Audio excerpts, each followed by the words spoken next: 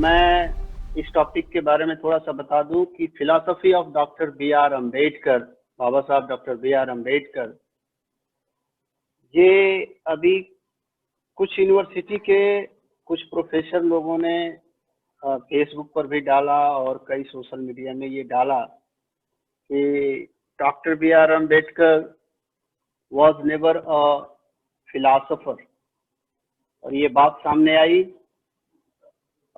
Doctor Pramod Kumar Bagde, he is assistant professor in BHU department of philosophy.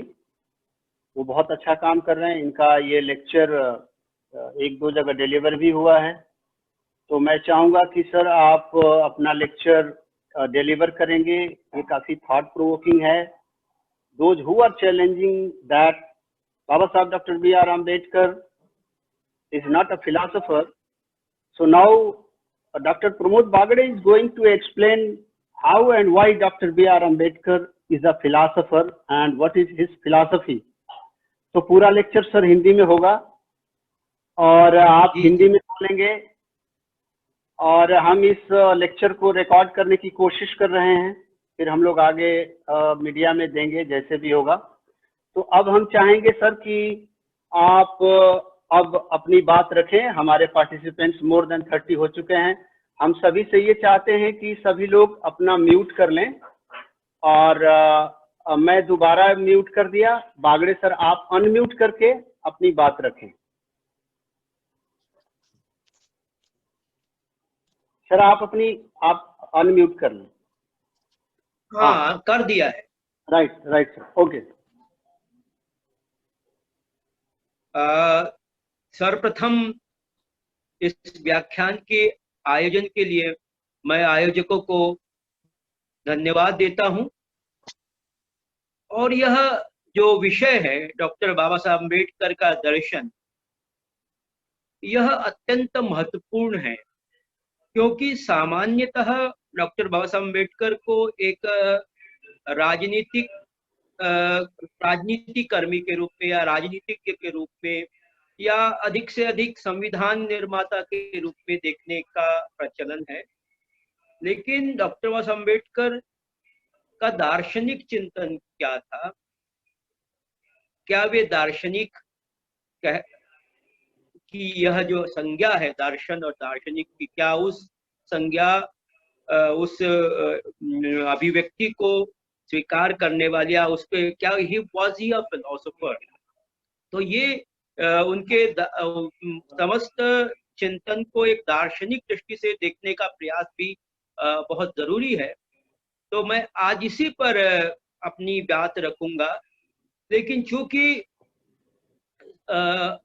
जो श्रोता हैं इस व्याख्यान के, वे चूंकि दार्शनिक चिंतन में प्रशिक्षित नहीं है, दर्शन के संबंध में उनकी समझदारी विकसित नहीं है, इसलिए मैं अपने व्याख्यान की शुरुआत दर्शन क्या है, व्हाट इज फिलॉसफी, और दर्शन शब्द से के क्या अभिप्राय हो सकते हैं, दर्शन शास्त्र की कितनी शाखाएं हैं, और उसके यह स्पष्ट करने के बाद फिर डॉक्टर बाबा साहब अम्बेडकर का दर्शन किस प्रकार का उनका दार्शनिक चिंतन है उस पे आऊंगा। तो सबसे पहले हम ये शुरू देखते हैं कि दर्शन क्या है, व्हाट इज फिलॉसफी क्या है। सामान्यतः सामान्य जनता में दर्शन और दार्शनिक के संबंध में बहुत सारी भ्रांतियां हैं कि दर्शन या दार्शनिक व्यक्ति वह है जो संसार से विमुख होकर आत्मा, परमात्मा, जादू और इस तरह के उपक्रमों में व्यस्त रहता है।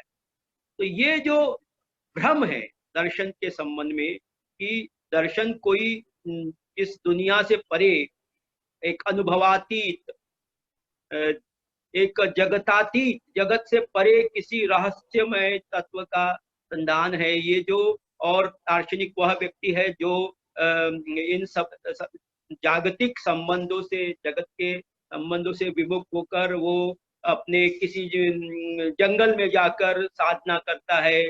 तो ये जो दर्शन की सामान्य समझदारी है वो गलत समझदारी है। और दर्शन क्या है इस पर हम ये प्रयास करेंगे कि दर्शन क्या है। तो दर्शन शब्द का के अर्थ को समझने के लिए मराठी में दर्शन शास्त्र का जो समतुल्य शब्द है, जिसको कहते तत्व ज्ञान, तत्व ज्ञान, मराठी में दर्शन शास्त्र के लिए जिस शब्द का प्रयोग होता है उसको तत्व ज्ञान या तत्व ज्ञान कहते हैं। तो ये जो शब्द है तत्व ज्ञान या तत्व ज्ञान, ये दर्शन शास्त्र के अर्थ को पूरी तरह से कैरी करता है। तो दर्शन शास्त्र क्या है? तत्व का ज्ञान। तत्व क्या है? जो ज्ञान का विषय है।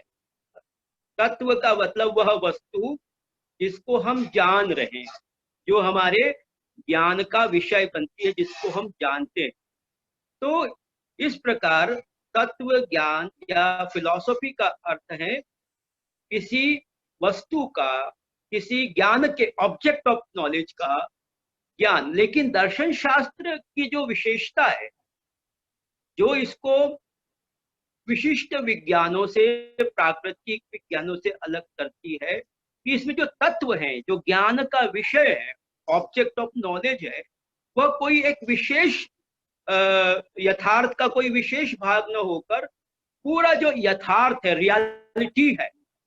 तो in philosophy we consider, we try to know the reality as सच।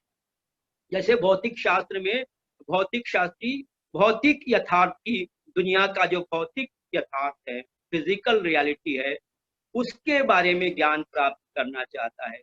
जो रसायन शास्त्री है वो रासायनिक भौतिक जगत की जो रासायनिक पक्ष है उनका अध्ययन करता है। तो दर्शन शास्त्री वह है जो यथार्थ मात्र का, जो रियलिटी एट सच, जो सच्चाई है उसका पूरी समग्रता में, पूरी व्यापकता में जो अध्ययन करता है वो दार्शनिक। तो दर्शन का जो वैशिष्ट है वो है एक कॉम्प्रिहेंसिव विजन, एक समग्र सर्वग्राही दृष्टि। क्योंकि और जैसा कि आपको ज्ञात होगा कि जब विशिष्ट विज्ञानों का जन्म नहीं हुआ था, जैसे भौतिक शास्त्र, रसायन शास्त्र और इन प्रकार के, तब दर्शन ही एकमात्र विषय था। तो दर्शन का जो दर्शन की जो पद्धति है, जब आप ये मानते हैं कि दर्शन का कार्य यथार्थ मात्र के, रियलिटी इन एट सच का अध्ययन करना है, तो ऐसा अध्ययन अनुभव जो हमारे सामान्य अनुभव से नहीं हो सकता, वो एम्पिरिकल होगा। तो उसमें दर्शन का जो कोई आवाजें आ रही है उसको बंद करें। तो जो दर्शन है वो, दर्शन की जो पद्धति है वो क्या है? परिकल्पनात्मक है, स्पेकुलेटिव है।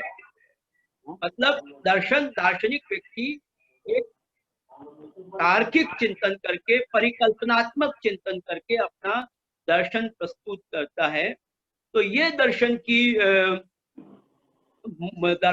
एक समझदारी है। दर्शन, तो दर्शन में तीन दर्शन के मुख्य प्रश्न हैं। दर्शन के तीन मुख्य प्रश्न हैं, या दर्शन की तीन मुख्य शाखाएं हैं। पहली शाखा को तत्व मीमांसा या मेटाफिजिक्स कहते हैं। दर्शन शास्त्र की दूसरी जो शाखा है उसको ज्ञान मीमांसा या एपिस्टेमोलॉजी कहते हैं, और तीसरी है मूल्य मीमांसा या एक्सियोलॉजी। तो ये दर्शन की तीन, या तत्व ज्ञान की ये तीन मूलभूत शाखाएं हैं: तत्व मीमांसा, ज्ञान मीमांसा और मूल्य मीमांसा। तो ये जो तत्व मीमांसा का जो संबंध है वह यथार्थ के स्वरूप से है ना। तो दूसरे शब्दों में हम कह सकते हैं कि सत्य की समस्या, द प्रॉब्लम ऑफ बीइंग; ज्ञान की समस्या, द प्रॉब्लम ऑफ नॉलेज; और मूल्य की समस्या, the problem of value. These are the three fundamental problems of philosophy. Being का मतलब सत्य, यथार्थ, रियलिटी। लेकिन जब हम यहाँ पर रियलिटी की बात करते हैं तो वो सत्य का स्वरूप क्या है, सत्य का स्वरूप क्या है। यहाँ पे सत्य नहीं, सत्य मतलब जो है, जो अस्तित्ववान है, जो रियलिटी है, यथार्थ या सच्चाई है, उसका स्वरूप कैसा है, उसका आत्यंतिक स्वरूप कैसा है। तो इस प्रश्न से जो उत्तर निकलते हैं उसके भिन्न भिन्न दार्शनिक भिन्न भिन्न ढंग से उत्तर दे सकते हैं। तो तत्व मीमांसा के जो प्रमुख परस्पर विरोधी जो विचारधारा है, तो दर्शन तत्व मीमांसा की जो पहली विचारधारा है उसको भौतिकवाद कहते हैं। तो ये इसलिए जानना जरूरी कि हम इन्हीं कैटेगरीज के माध्यम से डॉक्टर अम्बेडकर के दार्शनिक चिंतन को उभारने का प्रयास करेंगे कि उनकी तत्व मीमांसा क्या है, उनकी ज्ञान मीमांसा क्या है, उनकी मूल्य मीमांसा या एथिक्स क्या है। इसलिए ये तत्व मीमांसा कि what is the nature of being या रियलिटी, सत्य का स्वरूप क्या है, यथार्थ का स्वरूप क्या है, इसके संबंध में दो प्रकार के दृष्टिकोण बनते हैं। एक को कहते हैं भौतिकवाद, मटेरियलिज्म, और इसका विरोधी जो विचार है उसको कहते हैं आइडियलिज्म, या हिंदी में उसको भाववाद कहते हैं। प्रत्ययवाद की भी, प्रत्ययवाद उसका, या चैतन्यवाद मराठी में जो हमको सहायता देती है कि भाववाद और प्रत्ययवाद से वो बात स्पष्ट नहीं होती है ना। तो भौतिकवाद और चैतन्यवाद, चेतना पर आधारित, तो ये दो परस्पर विरोधी तत्वमीमांसीय सिद्धांत है कि यथार्थ का स्वरूप क्या है। तो जो दार्शनिक ये मानते हैं कि यथार्थ का स्वरूप, तो रियलिटी इज मटेरियल, जो ये दार्शनिक मानते हैं कि जो सच्चाई है या रियलिटी है या जो सत्ता का स्वरूप है, सत्ता मतलब यहाँ पे पावर नहीं, जो अस्तित्व का जो स्वरूप है वो भौतिक है, ऐसा जो मानते हैं उसको भौतिकवादी कहा जाता है। और जो दार्शनिक ये मानते हैं कि चेतना मूल है, चैतन्य कॉन्शियसनेस जो है तो वो जगत के मूल में है, उनको हम चैतन्यवादी कहते हैं। और जो ये मानते हैं कि भौतिक पदार्थ और भौतिक पदार्थों में जो गुण विद्यमान होते हैं वह जगत का वास्तविक यथार्थ है, तो जो इस बात को मानते हैं उनको हम भौतिकवादी कहते हैं। तो ये दो प्रकार के परस्पर विरोधी सिद्धांत है। तो जब हम आगे बाबा साहब के दर्शन पे विचार करेंगे तो हम ये देखेंगे कि उनकी तत्वमीमांसा भौतिकवादी है या चैतन्यवादी है। दूसरा ज्ञान मीमांसा का प्रश्न है कि ज्ञान मीमांसा की जो समस्या है वो ये समस्या है कि ज्ञान का स्वरूप क्या है, ज्ञान को हम कैसे पाते हैं, कैसे ये हम मानेंगे कि हमें ज्ञान है किसी वस्तु का या किसी सिद्धांत का ज्ञान है, इसको हम कैसे जानते हैं, ज्ञान की सीमा क्या है, क्या हम यथार्थ को जान सकते हैं, ये जो सारे क्या यथार्थ को उसकी समग्रता में और हमेशा हमेशा के लिए हम जान सकते हैं। तो ये जो जानने का संबंध है, ये जो प्रश्न है ज्ञान से संबंधित प्रश्न है, उसको ज्ञान मीमांसा जो कि दर्शन की दूसरी अत्यंत महत्वपूर्ण शाखा है उसके अंतर्गत है। तो दर्शन शास्त्र में ज्ञान मीमांसा में भी जो परस्पर दो विरोधी विचारधाराएं, जिस प्रकार हमने तत्व मीमांसा में देखा, उसी प्रकार ज्ञान मीमांसा में भी दो परस्पर विरोधी विचारधाराएं हमको दिखती हैं। तो ज्ञान मीमांसा में एक पहली विचारधारा है जिसको हम कहते हैं अनुभववाद, एम्पिरिसिज्म। एम्पिरिसिज्म ये कहता है कि हमारे समस्त ज्ञान का जो उद्भव है, ज्ञान का जो स्रोत है, ज्ञान का उद्भव अनुभव से होता है। हमारी जो इंद्रियां हैं, ज्ञानेंद्रिया है, आंख, नाक, कान, त्वचा, मन, ये जो हमारी ज्ञानेंद्रिया है, सेंस ऑर्गन्स है, उसके माध्यम से जो हमको सूचनाएं जगत से जब हम टकराते हैं, जब हम वस्तु को देखते हैं, तो उसके फलस्वरूप हमारे आंखों से, हमारे छूने से, और ये जो हमारे जितने भी ज्ञान तंतु हैं उनसे जो हमको सूचनाएं मिलती हैं, उनसे ही ज्ञान प्राप्त होता है। और यही ज्ञान की सीमा है, जिसका हमको अनुभव नहीं होता है उसका अस्तित्व नहीं है, उसका ज्ञान नहीं हो सकता। और इसके विपरीत जो दूसरी परस्पर विरोधी विचारधारा है वह परस्पर विरोधी विचारधारा है, जिसको रैशनलिज्म कहते हैं वेस्टर्न फिलोसफी में, या जिसको रैशनलिज्म से हम जो सामान्यतः अर्थ समझते हैं वो यहाँ पर नहीं है, यह स्पष्ट करने की आवश्यकता है। तो उसके लिए रैशनलिज्म की जगह जो वास्तविक शब्द होना चाहिए वो होना चाहिए प्रागनुभविकवाद। ये जो वेस्टर्न फिलोसफी में रैशनलिज्म है, वहां पर वो परंपरागत अर्थ में, जब हम वैज्ञानिक साइंटिफिक रैशनैलिटी के अर्थ में उसका प्रयोग करते, वो अर्थ नहीं है।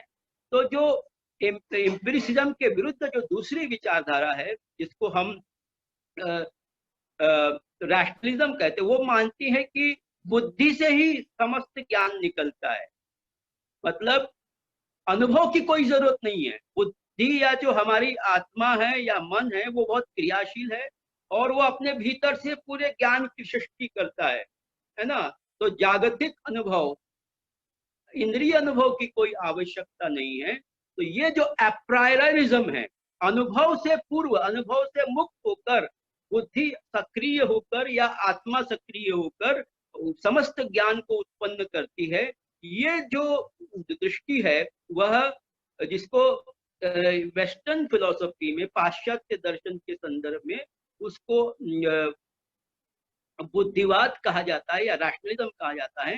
तो ये जो परस्पर ज्ञान मीमांसा की विचारधाराएं हैं, उसी प्रकार मूल्य क्या है।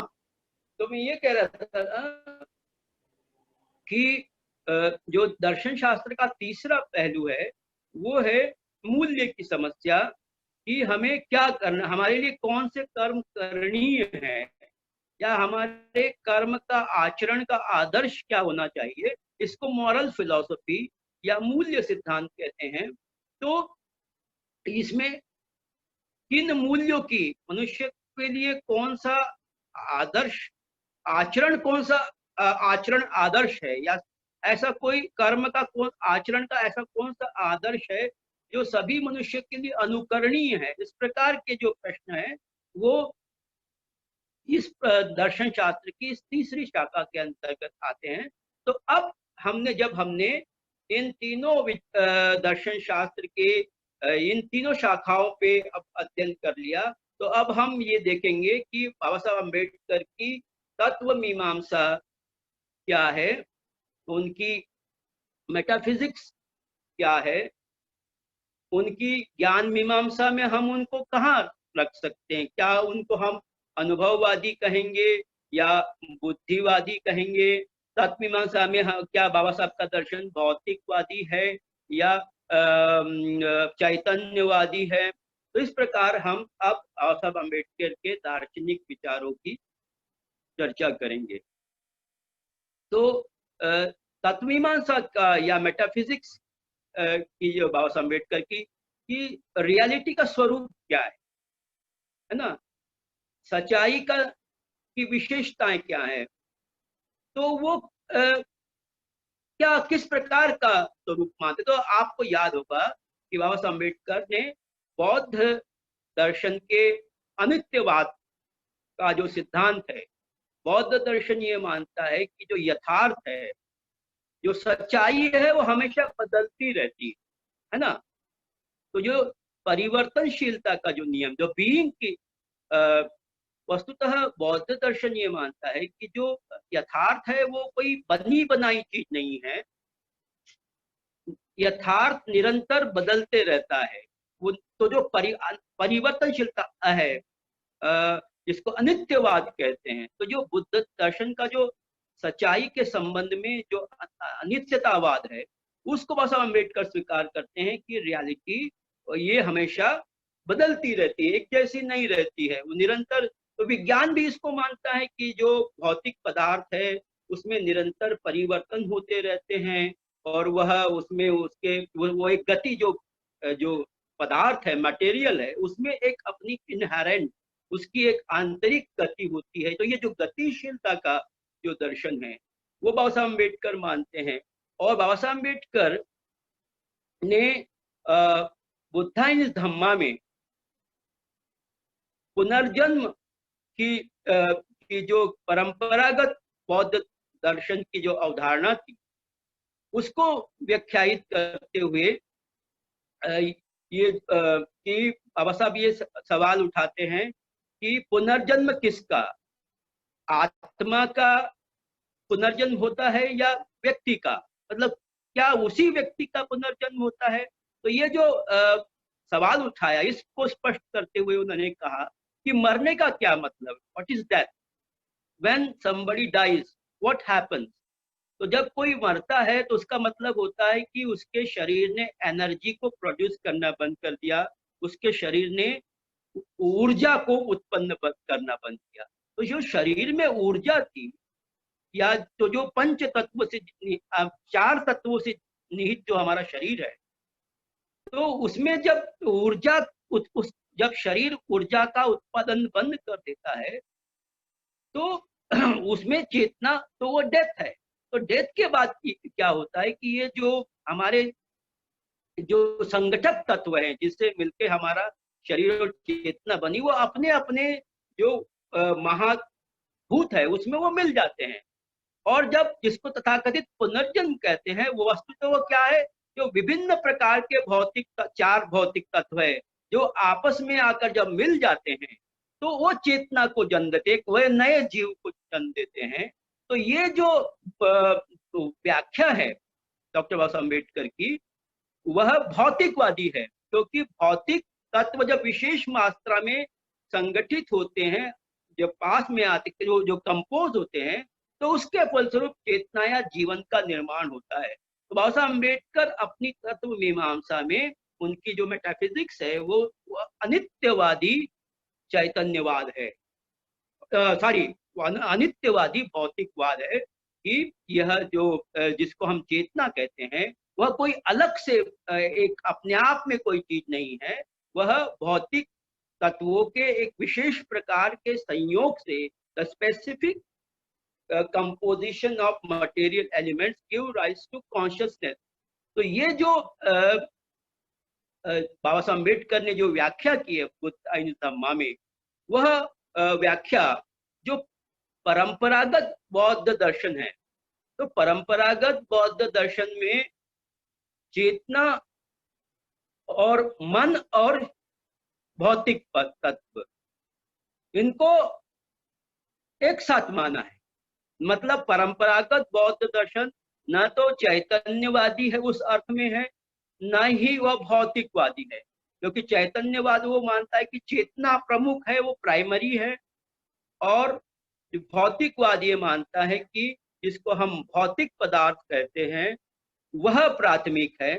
जबकि परंपरागत बौद्ध दर्शन ये साइमल्टेनिटी ऑफ माइंड एंड मैटर, मन और पदार्थ, चेतना और पदार्थ की सहवर्तिता को, कॉन्कॉमिटेंस को मानता है कि दोनों जहां मन है, जहां चेतना है, वहां मैटर भी है, भौतिक तत्व है, जहां भौतिक तत्व है वहां चेतना भी है। तो ये बाबा साहब अम्बेडकर ने कंट्रीब्यूट किया है।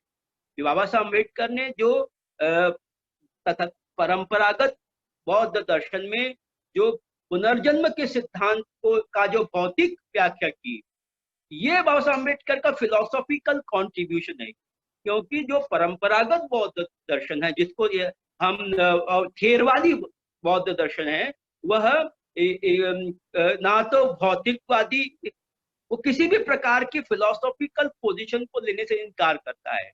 वो ये ना तो वो चैतन्यवादी है, ना तो वो आइडियलिस्ट है अपनी मेटाफिजिक्स में, और ना ही वह मटेरियलिस्ट है, क्योंकि वो दोनों ये मानता है कि दोनों मैटर एंड माइंड दे को एक्सिस्ट। वो जो अनादि रूप से क्या है, उनका सहवर्तित्व है, कॉन्कॉमिटेंस है, या दे एग्जिस्ट साइमल्टेनियसली। तो ये दिस न्यू इंटरप्रिटेशन, ये जो नई व्याख्या बाबा साहब अम्बेडकर ने दी है, जिसमें वो ये मानते हैं कि जिसको हम तथाकथित चेतना कहते हैं,